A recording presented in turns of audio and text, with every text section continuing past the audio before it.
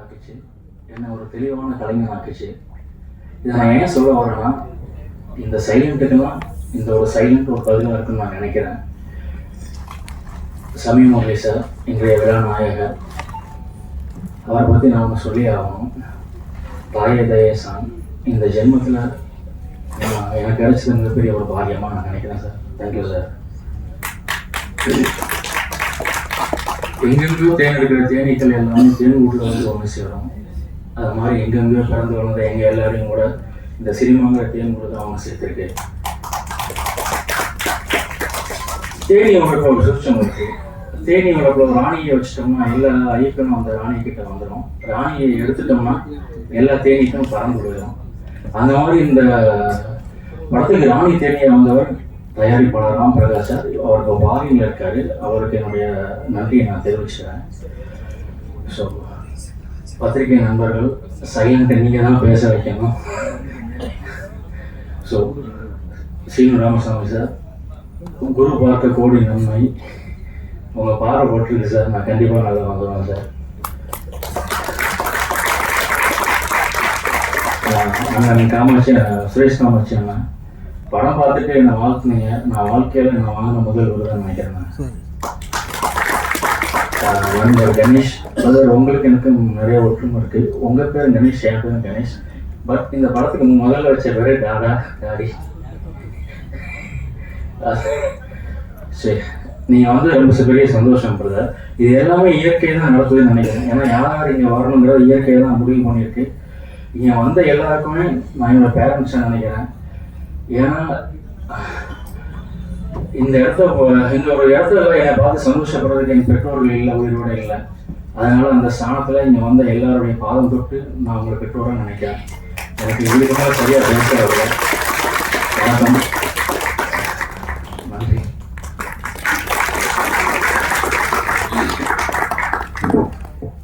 தன்னோட முதல் படம் அப்படின்றதுனால ஒரு பதட்டத்தோடயே வந்து பேசினாரு. ரொம்ப நன்றி sir, and all the best.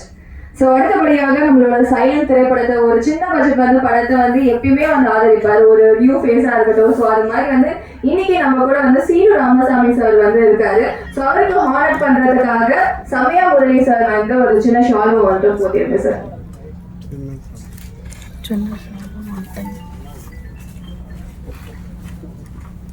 ரொம்ப நன்றி சார் வந்து வந்தது. ஒரு ஃபியூ வேர்ட்ஸ் சார். அனைவருக்கும் அன்பான மாலை வணக்கம். உண்மையிலே இது வந்து ஒரு பெரிய ஆச்சரியமான மேடை. ஏன் சொல்லுங்க, உண்மையிலே இது ரொம்ப ஆச்சரியமான ஒரு மேடை. ஏன்னா கிட்டத்தட்ட நான் ஒரு இயக்குனராகி ஒரு 17-18 வருஷம் ஆயிடுச்சு. ஒரு நியூஸை 2 பிஆர் அனுப்பிச்சது அந்த பத்திரிகை வரவே வராது.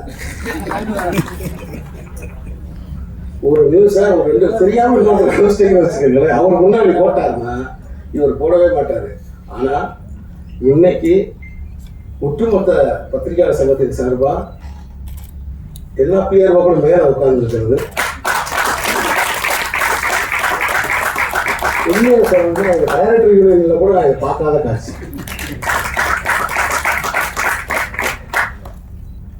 முதல்ல இந்த விழாவுக்கு என்னை அழைச்ச ஹேமந்துக்கு என்னுடைய மனப்பூர்வமான இதயபூர்வமான வாழ்த்துக்களை தெரிவிச்சுக்கிறேன். ஏன்னா 2012 வந்து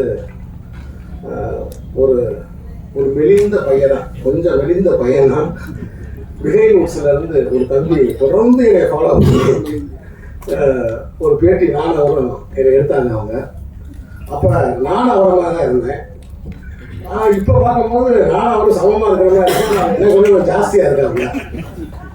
ஸோ ஹேமந்த் எனக்கு ஃபோன் பண்ணி, சார் நான் பிஆர்ஓ ஆகுறேன் சார், நீங்கள் வந்து என்னை வாழ்த்தணும்னு சொன்னாப்புல. ரொம்ப சந்தோஷப்பட்டேன். ஹேமந்த் ஃபஸ்ட்டு என்னை பேட்டி எடுத்த நாள் எனக்கு ஞாபகத்துக்கு வந்துச்சு. நம்ம ஃபாலோ பண்ணி நம்ம வந்து அந்த அந்த படத்துக்காக நம்ம வந்து நின்னாப்பே. அதுக்கப்புறம் தொடர்ந்து அதை பற்றி நிறைய ரிவ்யூஸ்லாம் இல்லை போட்டாப்புல. ஸோ அதை மனசில் வச்சு ஹேமந்த் என்ன படம் ஏது எதுவுமே எனக்கு தெரியவே தெரியாது. நான் வர்றேன் ஹேமந்த்ன்ட்டேன், நேராக கிளம்பி வந்துட்டேன். என்னோட இதயபூர்வமான வாழ்த்துக்கள் ஹேமந்த். உரிமையான எதிர்காலம் வாழ்க்கை. என்ன காரணம் தெரியுமா உங்களுக்கு?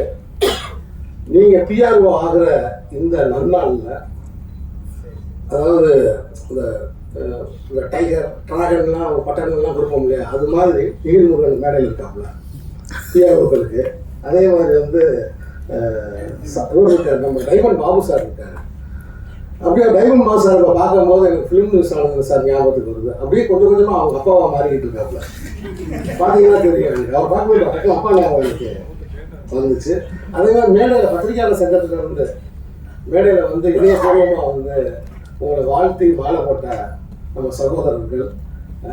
ஸோ அப்படி இவ்வளவு பேரோட ஆசீர்வாதம், மூத்தோர்களின் ஆசீர்வாதம் உங்களுக்கு இருக்கு. அவங்க வெற்றி உறுதி, வாழ்த்துக்கள். அன்பு நண்பர், தயாரிப்பாளர், இயக்குனர் சுரேஷ் காமாட்சி அவர்கள் வந்து இந்த மேடைக்கு என் பக்கத்தில் அமர்ந்திருக்காரு. 3 அற்புதமான படைப்புகளை கையில் வச்சிருக்காரு. தமிழ் சினிமாவில் அடுத்து டாக் ஆஃப் த கோடம்பாக்கம்னா அவர் வச்சிருக்கிற படம் தான். என்னுடைய அன்பு நண்பன் ராமுடைய இயக்கத்தில் இருக்கிற 7 கடல் 7 மலை 7 கடல் 7 கடல் 7 மலை அப்படிங்கிற படம். அண்ணன் பாலா அவர்களுடைய திரைப்படம். அதுக்கப்புறம் வந்து ராஜாக்கிளி. இப்படி 3 படங்கள் வந்து அடுத்தடுத்து வரப்போகுது. நாட் ஒன்லி சைலண்ட் மூவி, சின்ன படம் எடுக்கிற எல்லாரையும் ஆதரிக்கக்கூடிய ஒரு தயாரிப்பாளர்.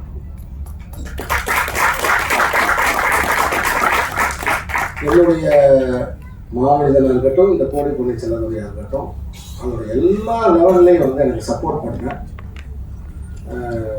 ஒரு ப்ரொடியூசர், சின்ன படம்ல பெரிய படம்ல ஒரு ஆரோக்கியமான படத்துக்கு, ஆரோக்கியமான முன்னெடுப்புக்கு, இன்னைக்கு குரல் கொடுக்கறதுக்கு, அதுக்காக ஃபைட் பண்ணுறதுக்கு இருக்கக்கூடிய ஒரு ப்ரொடியூசராக என்னுடைய சகோதரர் சுரேஷ் காமாட்சி நான் பார்க்குறதுல எனக்கு ரொம்ப பெருமையாகவும் இருக்குது, சந்தோஷமாகவும் இருக்குது. பார்த்தேன் சைலண்ட். எனக்கு முன்னாடி ஓடிடியில் வந்து ஒரு படம் இருக்குது, சைலன்ஸ்னு ஒரு படம் இருக்குது. அதுக்கப்புறம் நம்ம 2 எபிசோட்ஸ் வந்துருச்சு. நான் ரொம்ப ரசித்து பார்த்த படங்கள்ல அதுவும் ஒன்று. அந்த சைலன்ஸ் வந்து என்னன்னா, அந்த உலகம் வந்து ரொம்ப அதிகமாக வெப்பமாகி, அந்த வெப்பமான காரணத்தினால அந்த வெப்பம் அதே சமயத்தில் சத்தம், இந்த சவுண்டு பொல்யூஷன் சொல்கிறாங்க இல்லையா, ஓவர் சத்தம். நீங்கள் பார்த்தா தெரியும், இந்த லாரி டிரைவர்லாம் இளையராஜாவை மாதிரி கேட்பவன் இந்த ஹார்ன் அடிக்கிறது, காலை 5 மணிக்கு ஹார்ன் அடிக்கிறது, ஆளே இருக்க மாட்டேன் ஹார்ன் அடிச்சுக்கிட்டே போகிறது. இந்த சவுண்டு பொல்யூஷன், இந்த சவுண்டு பொல்யூஷன்னால சில உயிரினங்கள் தோன்றிடுது. அந்த உயிரினங்கள், சில உயிரினங்கள் தோன்றிடுது. அது யாராவது சத்தம் கொடுத்தவங்களுக்கு தாக்குது. இதுதான் அந்த படத்தோட கதை. ஸோ நான் வரும்போது நினைச்சேன் சைலண்ட் கீலண்ட்னு இது அந்த மாதிரி ஒரு படமாக இருக்கும் போல தெரியுது அப்படின்ற ஒரு இமேஜினேஷனில் வந்தேன். ஆனால் இங்கே இந்த ட்ரெய்லரை பார்க்கும்போது இது வேற ஒரு விஷயத்தை பேசுறது எனக்கு தெரியுது. உண்மையிலேயே இந்த திரைப்படத்தோட இயக்குனர், ஒரு முதல் பட இயக்குனர், இவ்வளவு தைரியமா, எனக்கு தெரிஞ்சு தமிழ் சினிமாவில் யாரும் இந்த மாதிரி ஒரு முயற்சி பண்ண மாட்டாங்க. ஆனால் அவங்க தைரியமா அவரே கதாநாயகனாகவும் நடிச்சு அதே சமயத்தில் மெயின் லீடா திருநங்கை ஒருத்தரை வந்து அவர் நடிக்க வச்சிருக்காரு. அதுக்கே என்னுடைய பாராட்டுகள்.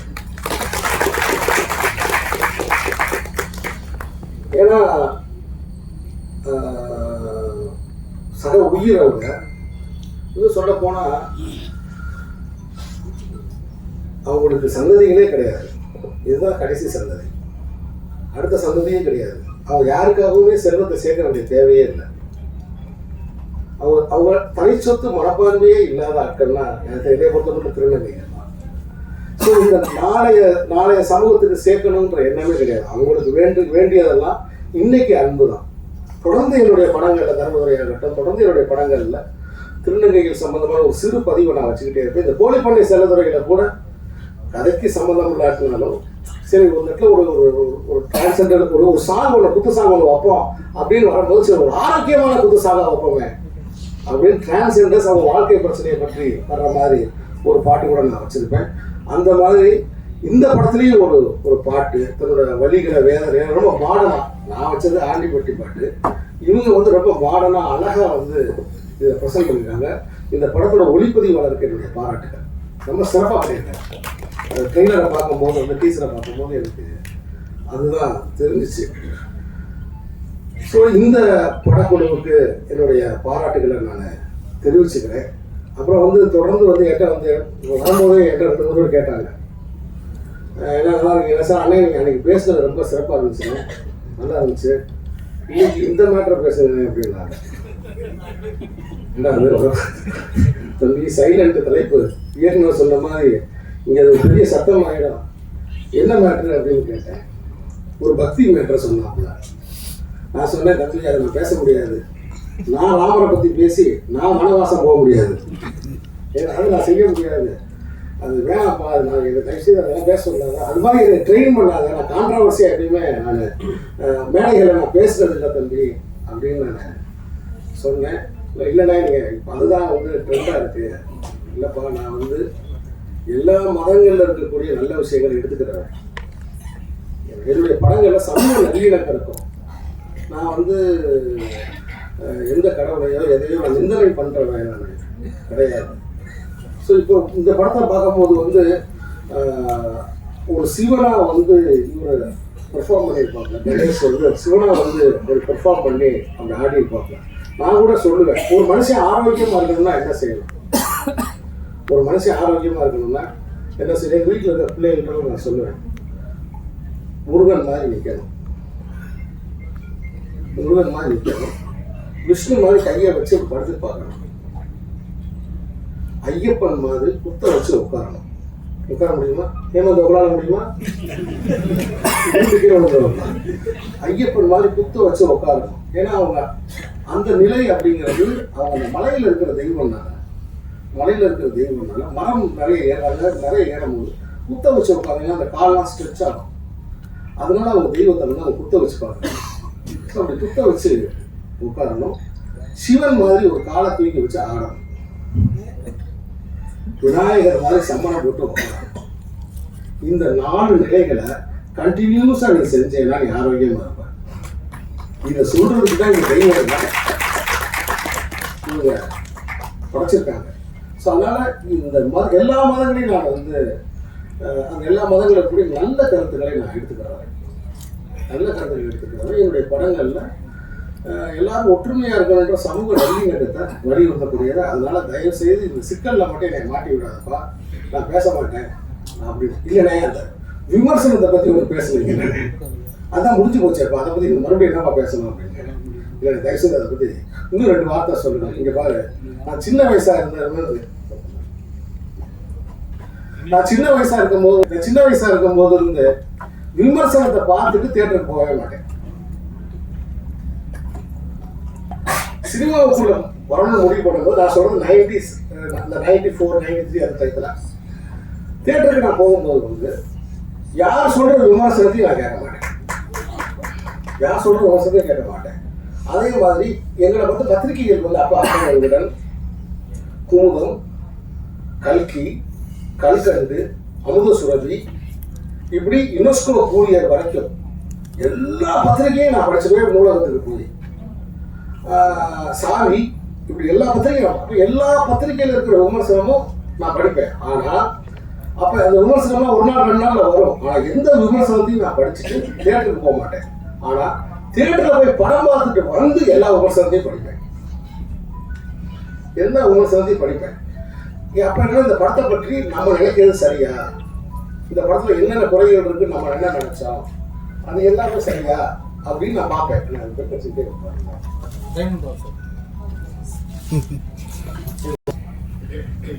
ரஜினி சார் நடிச்ச அந்த குத்து படத்தை அவருக்கு பிடிக்கல போல தெரியுது. இந்த படம் நல்லா இல்லைன்னு சொல்லிட்டாங்க. நான் அதனாலே ஒரு 2 நாள் கழிச்சு போவான் அப்படியே விட்டுட்டேன். ஏன் உட்கார முடியாது தலைவா அப்படின்னு என்ன சொல்லிட்டாங்களா, அப்படி சொல்றாரு. அதுக்கப்புறம் பார்த்தா அந்த படம் பயங்கரமா ஹிட் ஆகுது. நான் தியேட்டருக்கு போறேன், அந்த படம் பிளாக் பஸ்டர் ஆகுது. அங்க மட்டும் பிளாக் பஸ்டர் ஆகல, தெற்காசிய நாடுகள் ஃபுல்லா அந்த படம் பயங்கர ஹிட் ஆகுது. ஜப்பான்ல எல்லாத்துலையும். என்ன காரணம்னா தம்ம மதத்துல இருக்கக்கூடிய புத்தரோட கருத்துக்கள் எல்லாம் அந்த படத்துல இருக்கு. ரஜினி சார் பேசுறாரு, ஒருவன் முதலாளி, உலகில் மற்றவன் தொழிலாளி, இந்த மாதிரி கருத்துக்கள்லாம் அதுல பேசுறாரு. அந்த படம் எனக்கு ரொம்ப பிடிச்சிருந்துச்சு. அப்போ முடிவு பண்ணேன், ரூம்மேட்டை கேட்டு சினிமாவுக்கு போகக்கூடாது, ரூம்மேட்டை கேட்டு சினிமாவுக்கு போகக்கூடாது அப்படின்னு நான் முடிவு பண்ணேன். ஆனால் அப்பயும் சரி இப்பயும் சரி நான் படம் பார்த்துட்டு வந்துட்டு ஒரு 10-15 விமர்சகர்களோட விமர்சனங்களை எடுத்து அவங்க என்ன சொல்றாங்கன்னு பார்க்கணும். என்ன சொல்றாங்கன்னு அப்படி பார்க்கும்போது நம்ம பார்க்காத கோணத்துல இந்த விமர்சகர் பார்த்துருக்காரு, நான் ஆச்சரியப்படுவேன். இது என்னுடைய பழக்கம், இது நான் நடைமுறையில வச்சிருக்கிற பழக்கம். மற்றபடி சிறு படங்களுக்கு இப்போ நான் உங்க முன்னாடி நிற்கிறேன்னா சிறு படங்கள் பெரிய படங்களை பத்தி எனக்கு தெரியாது. ஏன்னா பெரிய படங்கள் பெரும்பான்மை வியாபாரத்துல வந்து கரையேறி வந்து நின்றோம், தியேட்டர்ல வந்து கரையேறி வந்து நின்றோம். அவ்வளோ விளம்பரம் பண்ணுவாங்க, போஸ்டர் விட்டுருவாங்க, எல்லாமே செய்வாங்க. ஆனா சிறு படங்களுக்கு கை பிடிச்சு மக்களுக்கு அடையாளம் காட்டுனதுன்றது பத்திரிகையாளர்கள் தான், விமர்சனங்கள் தான். அப்ப சிறு படங்களுக்கு இன்றைக்கு தேவை வந்து ஆரோக்கியமான விமர்சனங்களும் வழிகாட்டுவதும் தான்ன்றது என்னுடைய தாழ்மையான கருத்து. ஏன்னா இப்ப சமீபத்தில் வந்து பராரின்னு ஒரு படம், புதுமுக நடிச்ச பராரின்னு ஒரு படம், ஒரு சென்சிட்டிவான ஒரு இஷ்யூ வச்சு நல்லா இருக்குன்னு சொல்றாங்க. ஆனா அந்த வாசல்ல வச்சு அந்த ஆடியன்ஸ் ரிவ்யூ கேட்பீங்க இல்லையா, அந்த மாதிரி ரிவ்யூஸ்லாம் நிறைய வராதனால அந்த படம் தியேட்டருக்கு வந்திருக்கானே தெரியாம போயிடுச்சு. அதனால என்னுடைய தயாரிப்பாளர் சங்க தயாரிப்பாளர் சங்கத்தோட தொடர்பு இருக்க சுரேஷ் காமாட்சி அவர்கள் மேடையில் இருக்காரு. ஒரு இயக்குனராக நான் கேட்டுக்கிறது, சில கட்டுப்பாடுகளோட ஏன்னா அவங்களுக்கும் நிறைய பொறுப்பு இருக்கு, சில கட்டுப்பாடுகளோட தயவு செய்து தியேட்டர் வாசலில் ரிவ்யூ பண்ணுவதற்கு அனுமதிங்க.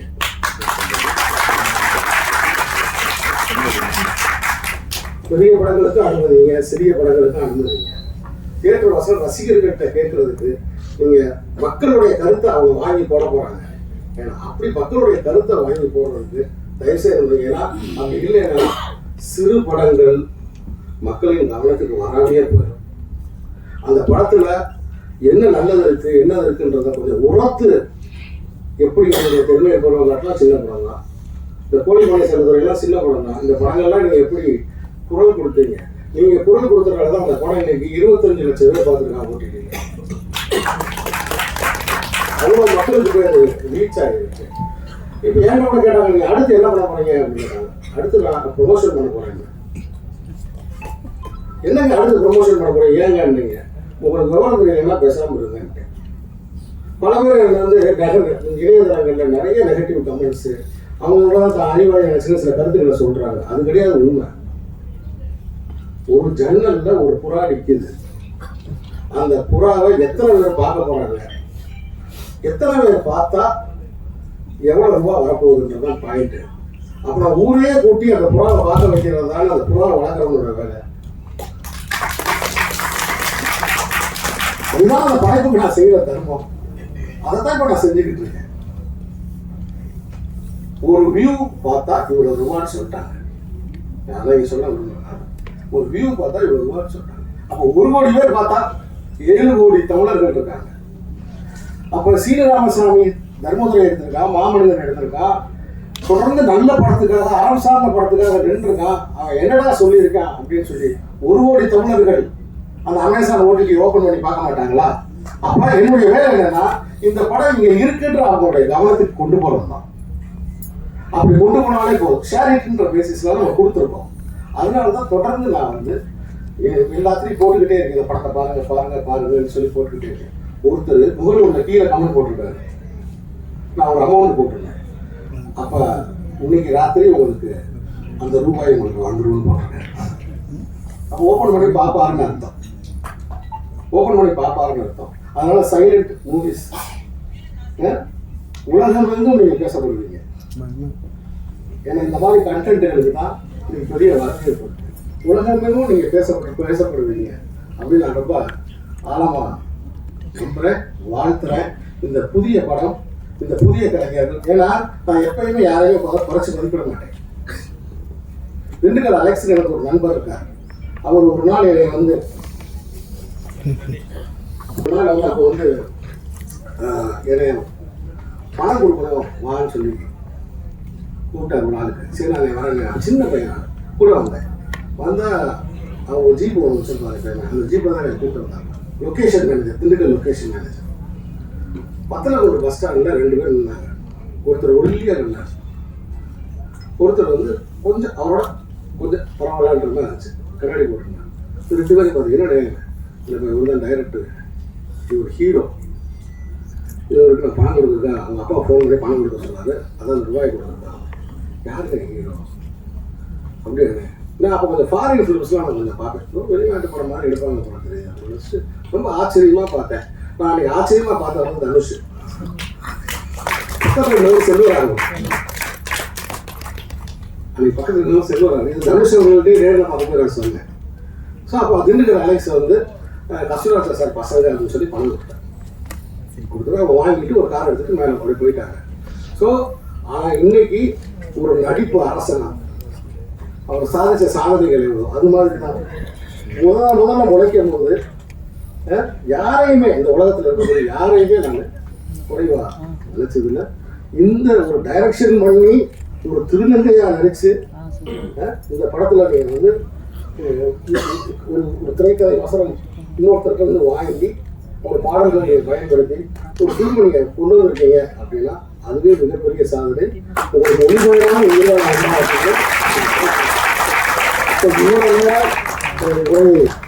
உரையாக கேட்டவங்களுக்கு என்னுடைய அன்பு வணக்கம்.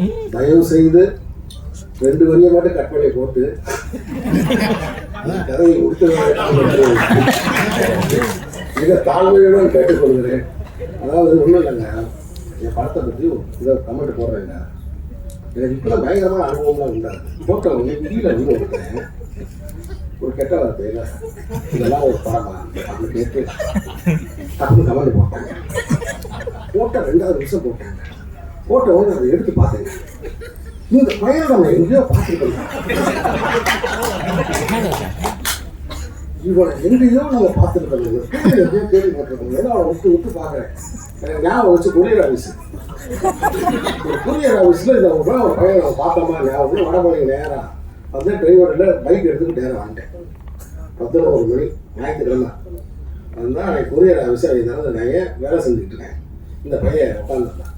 ஏடா தம்பி வாங்க வாங்க, அம்மா எதுக்கு அப்படி கமெண்ட் போட்டேன்? இதுவாண்ணா, இது என்னண்ணா, இது உங்க படமாண்ணா? ஆமாடா, என் படம் தான்டா.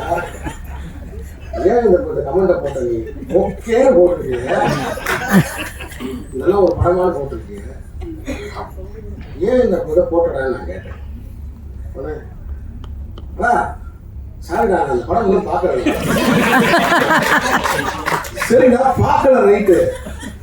பார்க்காத படத்தை எப்படி நீ ஓகேன்னு போடுவேன்னு கேட்டேன். இல்லைண்ணா, என் ஃப்ரெண்டு எஃபியில் எழுதியிருந்தாங்க.